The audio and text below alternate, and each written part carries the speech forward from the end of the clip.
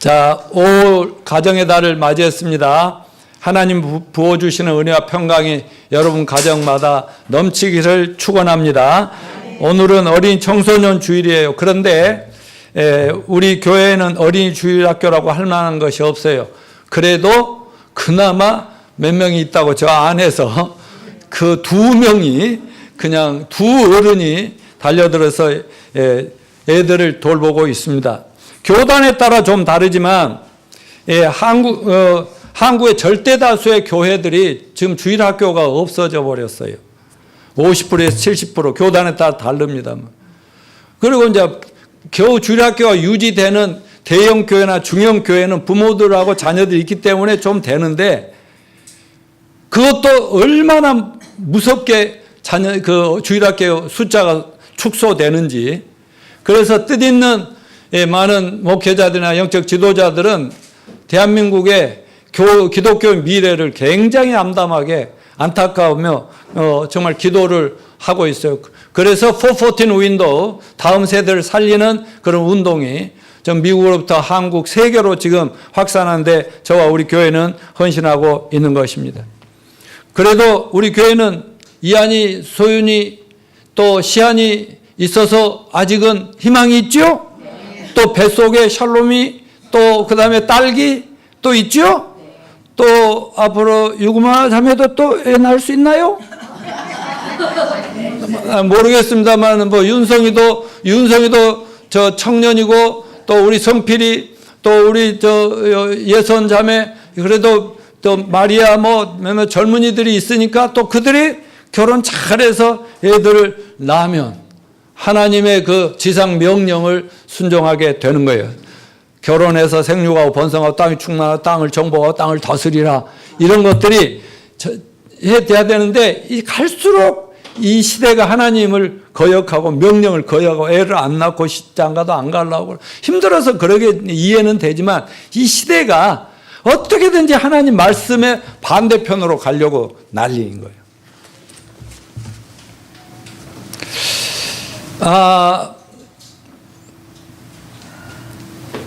우리에게 양육할 책임이 있는 다음 세대들이 또 우리 주변에 많이 있습니다.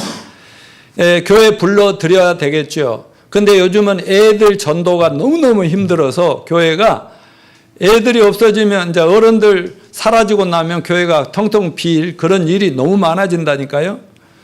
왜냐하면 애들에게 전도하다가요, 금방 고소를 당할 수 있어요. 그러니까 부모를 전도해야 부모를 통해서 올 수밖에 없는 그런 상황으로 완전히 바뀌었기 때문에 414 윈도우, 다음 세대를 살리는 그런 사역이 얼마나 중요하냐.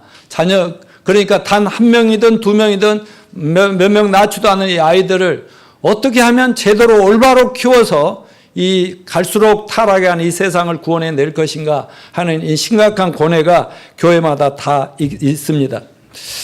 근데 한국 교회 학교의 위기는 곧 가정의 위기고 또 이 사회 위기인데,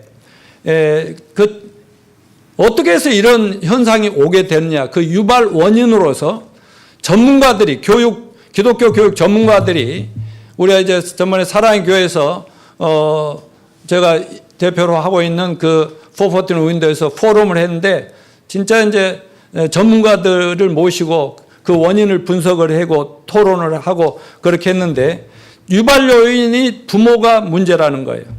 부모가 누구냐가 그 가정 자녀들이 살기도 하고 교회 학교가 살기도 하고 부흥하느냐 침체하느냐 여기에 달려 있다는 겁니다. 몇 가지 문항별로 분석을 해보니까 왜 교회 학교가 위기냐, 왜 우리 자녀들이 위기냐, 1번, 2번, 3번이 1위, 2위, 3위가 전부 부모 문제였어요. 자, 1위는 가정의 신앙교육 부재가 문제다. 가정에서 자녀들을 낳았는데 신앙교육이 없다는 것.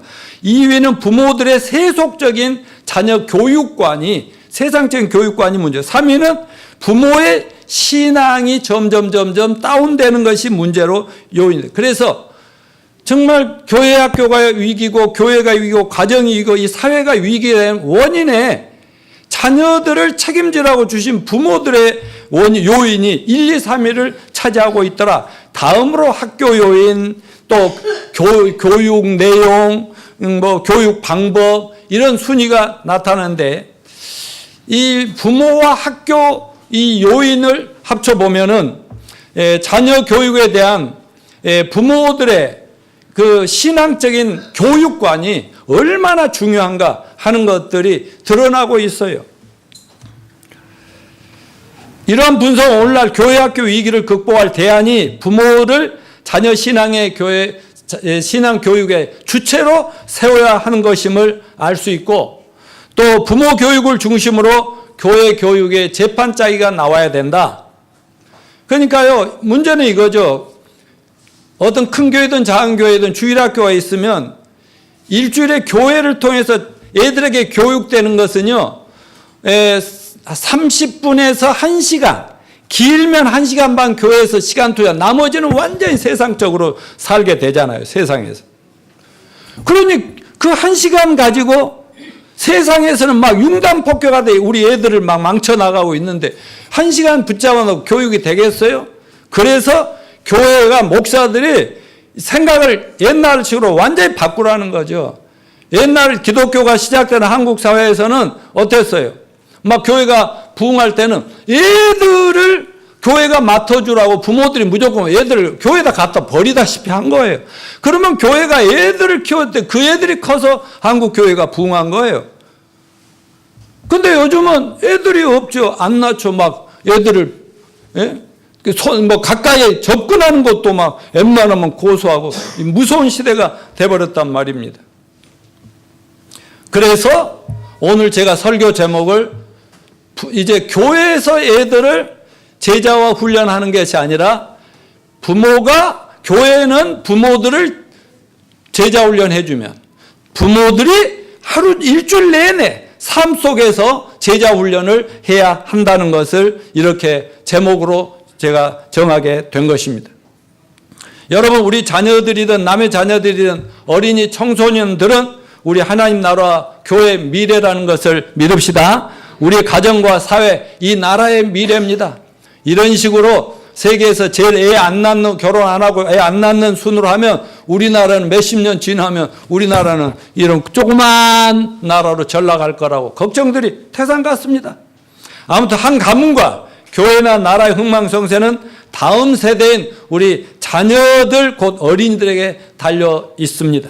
그러므로 성경적인 가치관과 세계관을 가지고 살아가는 그리스도의 제자들로서 우리는 지금보다 더 좋은 가정, 더 좋은 교회, 더 좋은 나라를 만들기 위해서는 교회가 부모들을 교육해주면 그 똑바로 신앙을 붙잡고 부모들이 자녀와 이제 요즘은 노부모 시대니까는 손자들이 우리 아파트도 보면 거의 낮에는요 할머니, 할아버지들이 애들을 돌보고 있고요. 엄마 아빠들은요 아침 출근 때나 퇴근 때나 보유 이런 시대이기 때문에 그래서 할머니, 할아버지, 부모들이 제자훈련을 신앙을 똑바로 잡아가지고 자녀들과 자녀, 손자, 손녀들까지 잘 돌봐주는 그런 정말 자녀들을 진실로 성경적으로 제자화하는 그런 가정과 여러분이 되시기를 축원합니다. 오늘 본문 말씀이 한마디로 이스라엘 역사상 가장 영적으로 어두웠던 암흑시대를 할 수 있는 사사시대 비극의 원인이 뭐고 결과가 뭐냐가 나와 있는데요. 모세의 후계자인 여호수아는 애굽에서 출애굽해가지고 광야에 40년 살다가 하나님이 약속한 적과 꿀이 가나안 땅에 어떻게든지 여호수아 중심으로 들어가서 믿음으로 들어가가지고 정복해서 7년 동안 전쟁해가지고 정복을 해서 그 땅을 차지했지 않습니까? 물론 그 전쟁은 하나님이 개입하시고 하나님께서 약속을 성취해주는 그런 승리였음이 분명합니다. 그런데 죽음을 앞둔 여호수아가 이제 그 애굽에서 나와가지고 광야에서 태어나서 많은 시련과 연단을 받고 결국 어디로 들어갔어요? 가나안 땅에 들어갔죠. 그러니까 그 전에 태어난 세대, 그 안에서 태어난 세대, 광야에 태어난 세대 섞여 있는데 그 사람들에게 뭐라고 합니까? 하나님이 우리를 애굽의 노예살이에서 끄집어내서 이제 약속의 땅을 주고 자유인이 되었다. 이제는 옛날과 차원이 다른 삶을 살게 되었다. 그런데 제발 내가 마지막으로 내가 목숨을 다 바치면서 너희들에게 권하노니 하나님과 하나님 말씀을 떠나지 말고 제발 믿지 않는 세상의 신과 우상을 섬기지 말고 그들과 성별해서 살아라. 만일 그렇지 않으면 너희들이 지금 눈에 보이는 우상들 다 치워버려라. 그렇지 않으면 하나님이 너희들을 심판하시리라. 이렇게 하면서 그러면서 뭐라고 자기는 결단해요? 나와 내 가정은 여호와만을 섬기겠노라. 그러면서 그렇게 강하게 선포하니까 전부 듣던 그 이스라엘 백성들은 뭐라고요? 3번씩이나 우리가 결단코 여호와를 버리고 다른 신들을 섬기지 않겠습니다. 이스라엘 백성들은 여호수아 앞에서 3번씩이나 하나님 말씀만을 청종하겠다고 맹세합니다. 그들 확신에 찬 고백을 듣고 주여 제발 도와주소서 하면서 110세에 세상을 떠납니다.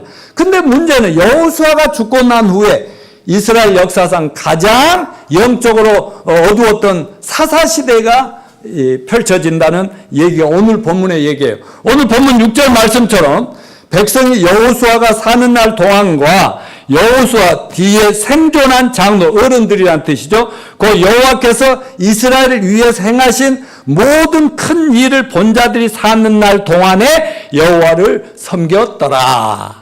그러니까 진짜 하나님 만나서 영적 체험하고 그런 사람들은 잘 믿든 못 믿든 끝까지 하나님을 의지하고 살았다는 얘기입니다. 그런데 여호수아가 죽고 난 후에 한 세대가 지나서 어떤 일이 일어났습니까? 10절을 읽어볼까요? 그 세대 사람도 다 그 조상들에게로 돌아가고, 자 여기서 그 세대는 여호수아의 세대 사람들이 다 신앙을 체험하고 신앙으로 살던 분들이 돌아가고 그 후에 시작 그 후에 일어난 다른 세대는 여호와를 알지 못함 여호와께서 이스라엘을 위하여 행하신 일도 알지 못하였더라. 여러분 출애굽 세대 가나안 정복을 위하여 전투에 참여했던 전쟁 1세대가 죽고 난 후에 태어난 다음 세대는 하나님이 어떤 분인가를 알지 못해요. 자 형식적으로는 제사 드려야 안 돼요. 예배 드려요. 예배. 제사가 예배였죠 그들은. 그리고 하나님이에요. 자기들 하나님 백성이라는 걸 알아요. 근데 하나님을 제대로 알지 못하고 그러니까 세상 믿지 않는 그 가나안 땅 이방인들과 똑같더라 그런 얘기를 하고 있는 겁니다. 그 결과가 어떻게 됐어요? 자 사사기 21장 25절에 사사기의 맨 마지막이 이렇게 됩니다. 시작. 그때 이스라엘 왕이 없으므로 그 사람이 각기 자기의 소견에 옳은 대로 행하였더라. 영적 지도자들이 다 영적인 분들이 죽어버리니까 사람들이 전부 자기 옳은 대로 자기 입맛대로 자기 좋다는 대로 각자 갓길로 가요. 여러분 이사야서 53장에 보면 우리는 다 양 같다. 각기 그릇 행하여 자기 길로 갔거늘. 그러니까 목자가 없으면 금방 자기 마음대로 흩어져서 지멋대로 산다는 거예요. 그 결과 하나님이 사사를 그 왕은 아니지만 왕이 없지만 영적인 지도자가 없지만 그때 그래도 분쟁을 해결하고 갈등을 해결할 사사라는 재판관들을 세워놨어요. 사사들 시대가 바로 암흑 시대였다 그런 얘기입니다. 이 시대의 특징이 뭐냐? 하나님에 대한 신앙이 없으니까 선민이지만 세상 사람들과 똑같다라고 얘기하고 또 가나안 땅 원주민들의 타락 우상 숭배와 또 문화에 속해서 악습을 본받고 마지막 바알 숭배 태양신을 숭배하는 쪽으로 가버리더라. 세 번째는 이방 족속과 혼인으로 인해서 이방인들의 타락한 생활 습성이 그대로 그 이스라엘 가족의 신앙의 가정이 그대로 세상적으로 가더라. 네 번째, 유일신 여호와 신앙은 상실되고 삶의 모든 영역에서 하나님 없는 절망적인 시간을 보내게 되더라. 그 다음에 자신들의 보호자이신 하나님을 떠나니까 그 사사시대 340년간 중에서 100년간은 온갖 세상의 그 다른 나라의 이방 나라의 공격에 침략을 받아가지고 그냥 죽지 못해 사는, 하나님이 축복하기 위해서 애굽에서 구원해내고 홍해바다를 건너서 광야 훈련시켜서 들여보냈는데 하나님을 잃어버리니까 온갖 세상의 악한 하나님 원수들이 이 백성들을 계속 괴롭히는 거예요. 계속 괴롭히는. 여러분, 이런 비극의 원인이 무엇이겠습니까? 가나안 세대는요, 출애굽해가지고 광야에서 살던 세대보다는 훨씬 좋은 환경에서 살았습니다. 그런데 부모 세대의 믿음으로 가나안 땅을 소유하게 된 그 자녀들이, 후손들의 삶은 그 부모들의 그 신앙을 그대로 유지하지는 못하고 있으니까 그냥 차라리 안 나오고 애굽에서 노예로 사는 것과 다름없을 만큼 그렇게 살았다는 것이죠. 여러분, 이거는 그 세대의 문제도 있지만 부모 세대의 문제이기도 합니다. 뭐예요? 자식들을 똑바로 교육을 했으면 그런 자식들이 되겠습니까? 부모들에게 구약 성경에는 하나님이요, 모세를 통해서 얼마나 주셨어요. 자녀들 교육의 책임은 완전 가정의 부모들에게 있다는 거예요. 부모들에.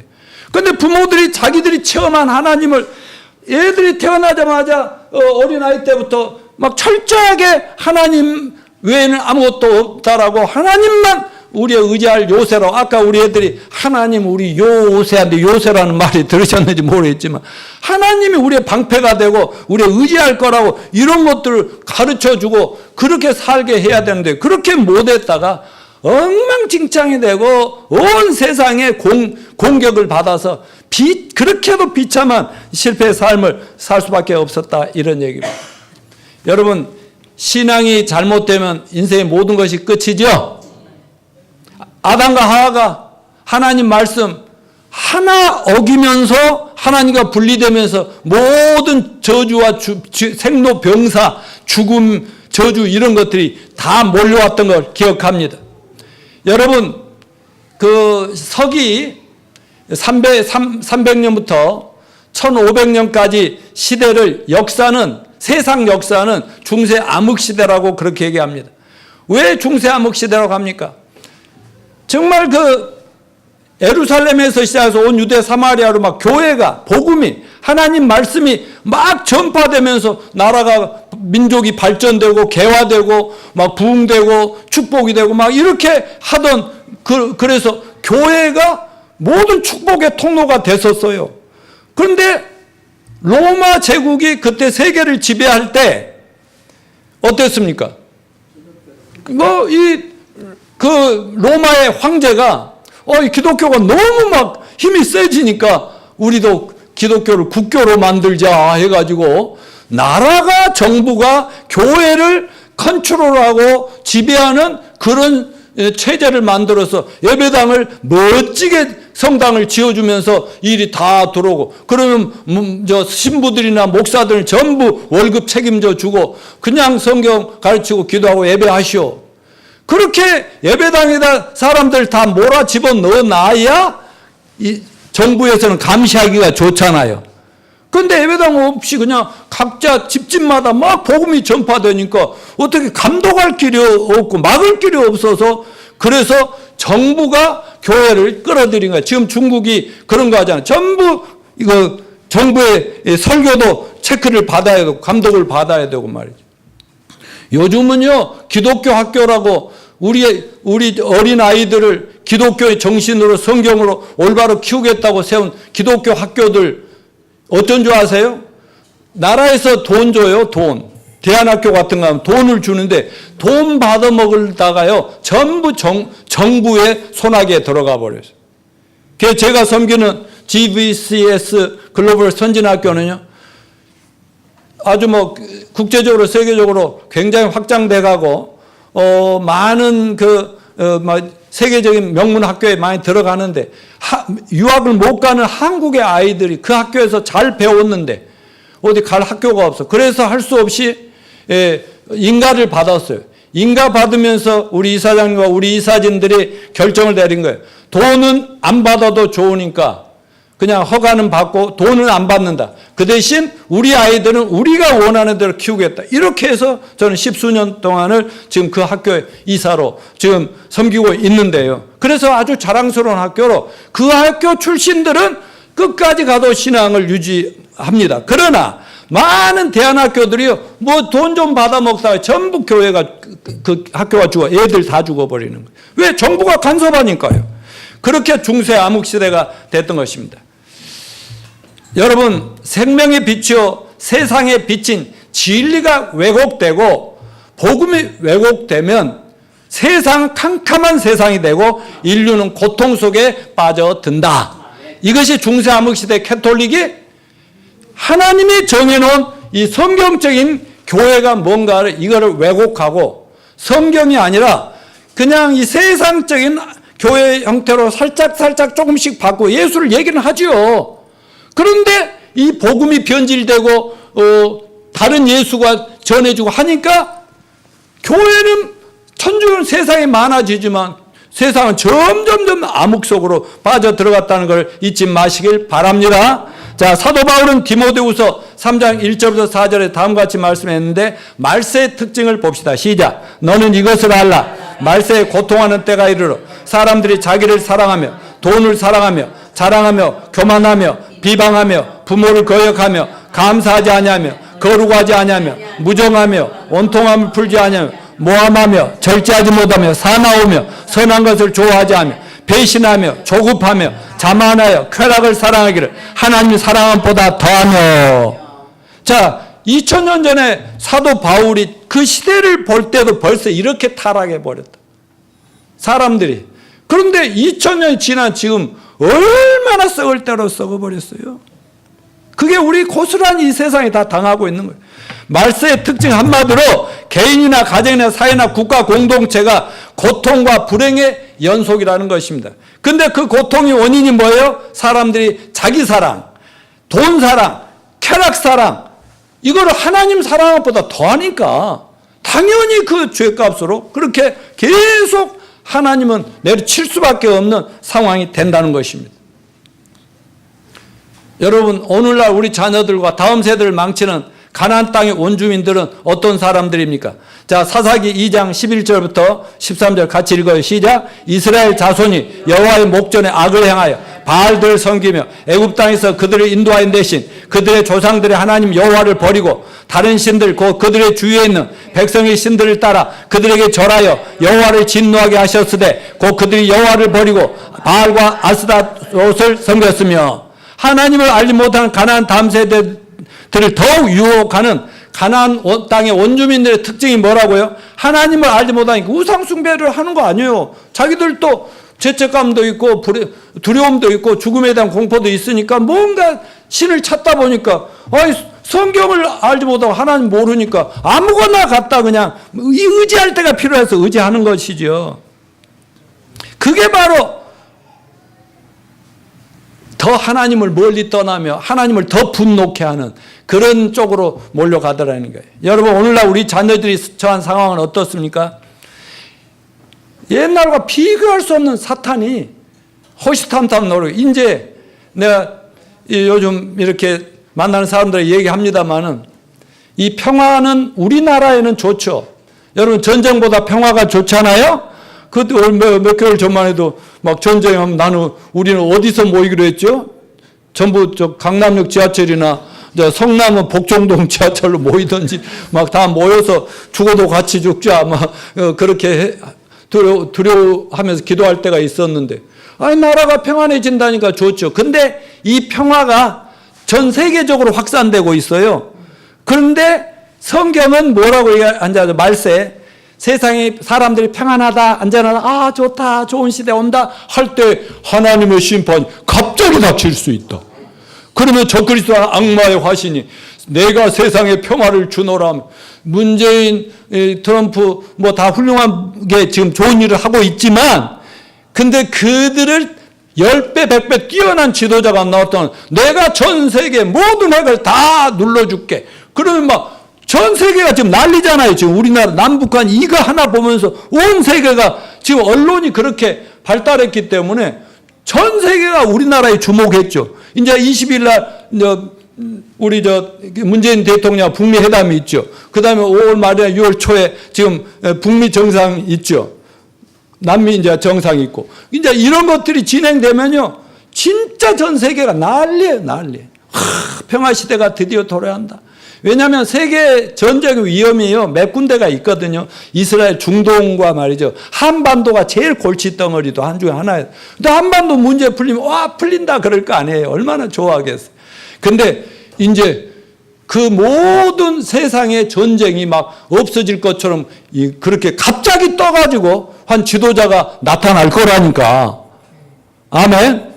그러니까 우리는 지금 이 남북 평화회담 이런 건 너무 감사하지만 거기에 좋아하려니 더 높이 떠서 내려다보면서 이 세상이 성경대로 가고 있네.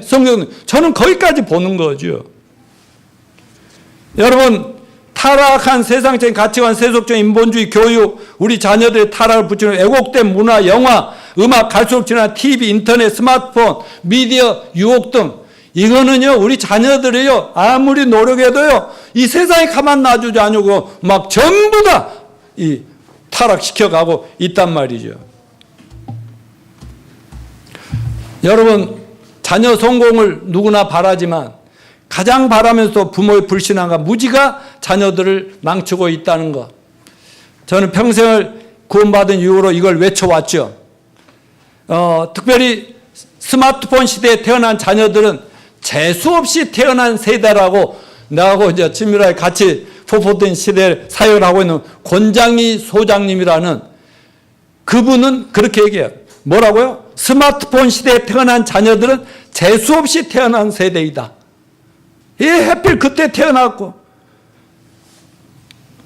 아무튼 요즘 아이들이, 부모들이 애들을 감당하기가 힘드니까, 하나님의 지혜가 없으니까, 또 신앙적 훈련이 안 되니까 애들을 스마트폰이나 뭐 TV나 뭐 이런 아이패드나 이런 걸 가지고 애들을 혼을 빼놓고 그냥 거기서 편안히 누리다 보니까 애들은 망가지는 거 아니겠어요?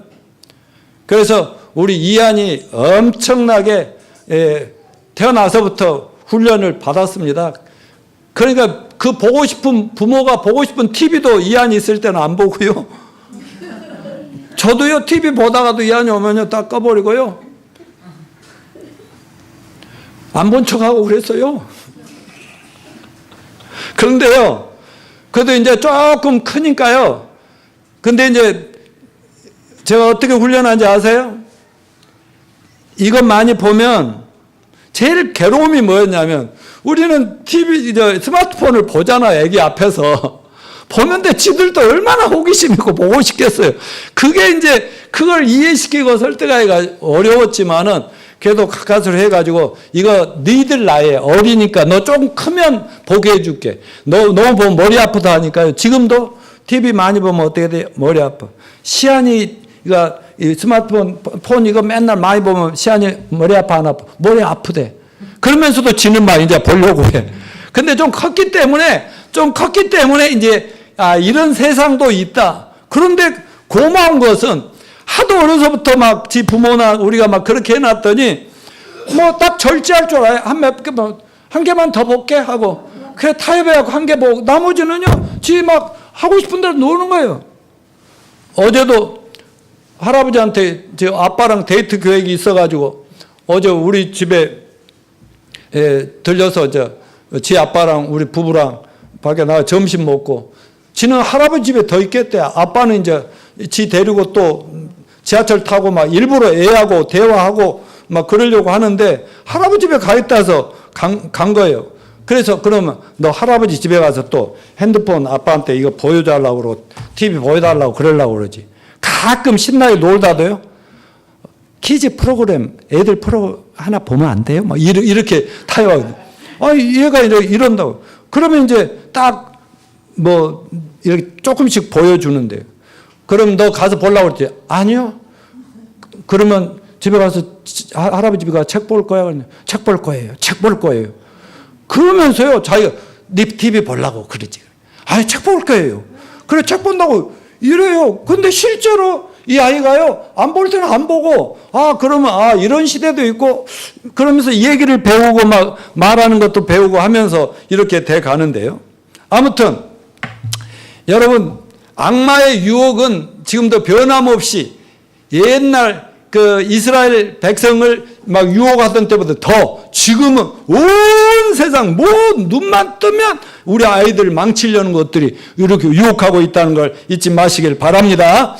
자, 올바른 신앙 교육이 자녀와 공동체를 살린다는 사실을 잊지 맙시다. 자, 그러면 어떻게 우리 자녀들을 교육을 할 것인가 간단하게 좀 정리하고 넘어가겠습니다. 첫째로 따라서 하세요. Focus on the calling.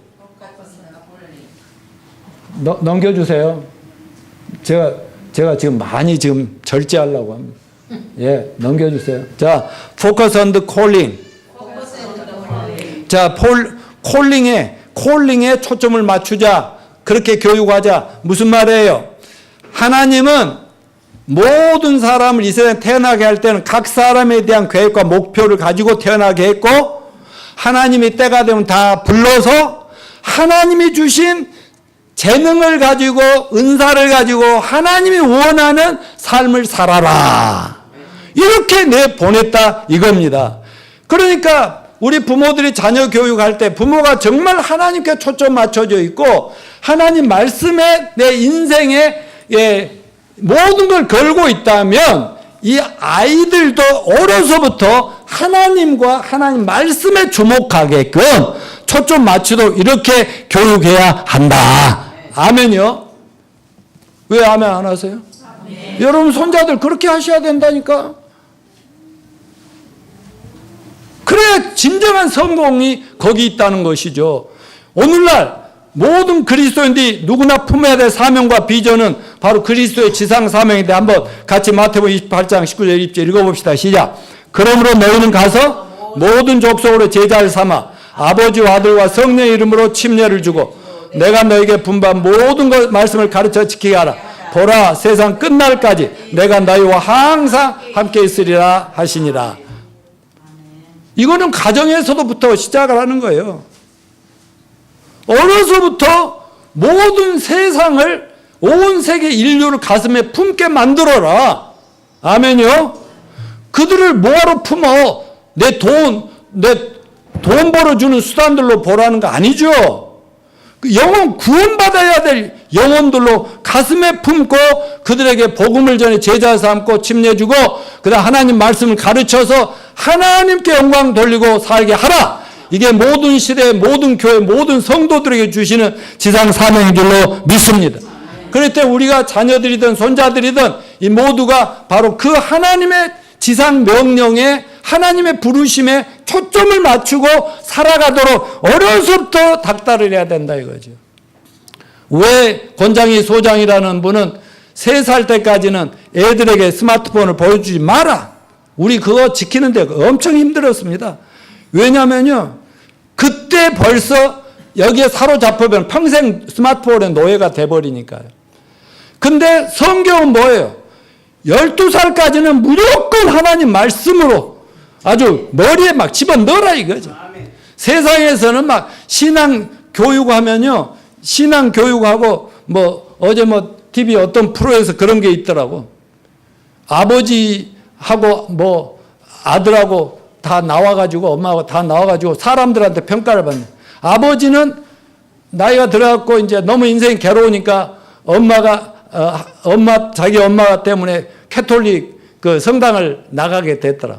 근데 이 아들한테 성당을 데려가려고 하냐 자녀들이 막 거부하는 거죠. 그래서 그걸 사회에다 고발하듯이 해가지고 사람들의 의견을 물어보자는 거죠. 근데 왜 그러냐 하니까 아니 나는 우리 자녀들 사랑하기 때문에 우리 자녀들이 이렇게 살게 되기를 바라서 그런다는데 그러면 안 된다고 수많은 사람이 그래서 아빠가 잘못된 걸로 막 결론을 지어버리는 이런 무서운 시대야. 여론이 이렇게 사람들을 우리 자녀들을 세상에 부모도 마음대로 못하게 만들었다. 근데요 사실 나이 들어가지고 막 강압하면 안 되죠. 제가 이런 이런 식으로 하면 좀 뭐 하는데 다음에 또 설교하면 되니까 며칠 전에 내 엘리베이터에서 우리 아파트 엘리베이터 아침에 사모님 데려다 주러 내려오는데 아빠랑 예쁜 아이가 이제 이렇게 나오는 거예요. 근데 한참 내려다 인사하고 내가 God bless you 축복해주고 좋은 하루 되세요 하고 인사하고 제가 인사를 언제나 먼저 하거든요. 그런데 이렇게 했더니 그 아이가 깜빡하더니 내 가방 그러더라고. 그러니까 아빠는 그냥 가자 지금 늦었다고 아마 급한가 봐요. 막 차를 태우든지 해야 되면 급하다 보니까 얘가 내 가방 나중에는 막 맞아 가방이 없으면 자기는 막 공동화가 이루어질 정도로 막 미치는 거예요. 그래갖고 다 1층까지 내려왔는데 와! 막 미치는 그러니까 아빠가 할 수 없이 데리고 또 올라가는 그런 현상들. 그러니까 애들도 우리 이한이도 그러고 시한이도 그러고 다 자기들 나름대로 뭐가 안 맞으면 막 악쓰고 막 그러거든요. 근데 그런 애들한테 부모가 강요하면 안 되죠. 그러니까 대화해야 되고 설득하면서 이해시키고 이해하면 또 애들이 다 또 말 들어요. 강요해버리면 다 배려버려요. 근데 애들만 망가뜨리는 거예요. 근데 이렇게 하니까요. 그러면 자기들도 이제 부모 말을 이해해서 부모가 잘 생각해서 그런다는 거 알고 이렇게 하는 거거든요. 그러니까 어려서 근데 이제 어릴 때는 하나님 말씀은 먹힌다 그 말이죠. 여러분 우리 이한이 시한이 여기 오면 아침에 오면 기도부터 하자 하면 딱 오는데 시한이가 참 신기한 게 지 형을 본받는지 시한이가 어쩐 줄 아세요? 기도하자면 지 집에 가서도 신나게 할아버지 환영해 주고 신나게 놀다도 기도부터 해야지 그러면 웃으면 와가지고 딱 안겨가지고요 기도를 하는데 기도하는 동안은 아무리 길어도 가만히 있습니다. 그거 너무나 신기하고 기특해요. 그런데 지난주부터는요 지가 기도해요. 할아버지만 해주면 지금 아멘만 했는데 이제는 하나님 하면서 하고요. 이제 우리는 셋이 돌아가면서 기도합니다. 네가 먼저 하고 네가 먼저 하고 요렇게 맞죠? 여기 증인이 계셔서 아실 거 아니에요. 아무튼 우리가 모든 자식들을 목사 선교사 만들라 그런 말이 아니라 앞으로 세상에서 무슨 일을 하든지 간에 어떤 사람이 되든지 간에 하나님이 부르신 부르심에 초점을 맞추고 그것의 성취를 위해서 자기 분야에서 최선의 삶을 살아달라는 그런 얘기인 것입니다. 한국 부모와 유대인 부모의 자녀 교육의 차이가 뭔지 압니까? 이 두 공통점은요. 세계에서 제일 자녀 교육이 열심히 민족이 한민족과 유대민족이에요. 그러나 결과적으로 보면 한국 부모들의 자녀 교육은 자녀를 망치는 교육이야. 그런데 유대인 부모들은 어떤 자녀들이 다 살리는 교육을 하고 있다 이거예요. 한국 부모는 어떻게 해서든지 자기 자식이 세상의 1% 안에 드는 탑위에 속해서 성공자가 되기를 원하죠. 그러나 유대인들은 어쩐 줄 아세요? 누구나 100% 성공자를 만드는 거예요. 전부가 자식이 10명 전부 다 성공하는 거야. 우리 어머니만 해도요 어땠는지 아세요? 우리 장남 하나만 잘하면 되고 밑으로도 소용없고 누나들도 소용없다. 이런 것도 안 된다 이거. 전부가 성공하게 하는 거예요. 그래서 포커스 on the calling. 우리가 그렇게 하나님과 하나님 말씀에 초점 맞추어서 합시다. 그리고 우리 자녀들 우리가 관계되는 모든 다음 세대들 그렇게 교육하는 저와 여러분이 되시기를 바랍니다. 두 번째는 말로만 해서 안 통하죠. 본을 보이는 교육이 애들을 성공시킵니다. 고린도전서 11장 1절 시작. 내가 그리스도를 본받는 자가 된 것 같이 너희는 나를 본받는 자가 되라. 자녀들은 말하는 대로 잘하는 것이 아니라 우리가 보여준 대로 행동하고 따라오기 때문에 우리가 정말 믿음의 본 말씀을 그대로 실천하려고 최선을 다하는 이 본으로 앞에 이 발자국을 찍어 놓으면 그 뒤 아이들이 따라오는 거 아니에요. 자, 우리 이한이 3살 때인가 이렇게 놀이터에서요. 제가 이 하나 따라하면서 이렇게 걸었거든요. 이렇게. 그래서 지도 이렇게. 그런데요. 지금은 또 이한이랑 나랑 이렇게 걷잖아요. 그러면 시안이도 이렇게. 본대로 하는 거예요. 본대로.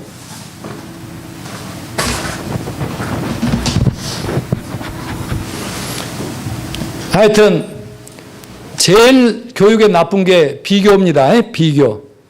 쟤는 이랬는데 너는 왜 그러냐. 이래버리면 우리 아이들 다 망치는 거죠. 어떤 아버지와 아들이 이런 대화를 합니다. 별로 신통치 않는 성적표를 가지고 온 아들에게 야! 링컨은 너만 할 때 말이야. 책 살 돈도 없었지만 열심히 공부해 대통령이 됐지 않냐? 너는 왜 항상 그 모양이냐? 그랬더니 가만히 듣고 있던 아들이 아빠를 빤히 쳐다보며 하는 말이 링컨은 아빠 나이에 벌써 미국 대통령이 됐는데 아빠는 지금까지 뭐 하셨어요? 여러분, 교육은 모든 것은 삶으로 하는 겁니다. 그래서 자꾸 따라서 해서 베스트 원 만들지 말고 only one을 만들자. 예, 세상에 최고를 만들려고 하지 말고 너 같은 놈은 세상에 딱 하나밖에 없으니까 대단한 거야 하고 이렇게 벌써 아까 우리 시안이 막 이러잖아요. 할아버지가 잘한다고 막 이러니 별로 잘한까지는 않은데도 잘한다고 이래 해주니까 지도 빡 하면서 노래 하잖아요. 그러니까 모든 아이들 말하자면 우리 미국에 있는 라비 건강한 라비 있고 다운 증후군인 가둔이 있는데 가둔이는 가둔이대로 또 하나님이 그렇게 만드시고 키우시고 생명을 살려준 뜻이 있을 거다 이거죠. 근데요 학교에서요 그림을 얼마나 잘 그리는지 그 선생님들이요 기사처럼 글을 써 the artist about the artist라고 말하자면 그 아티스트 가드윈인데 가드윈이란 미술 작가에 대하여 작가라고 붙여주면서요.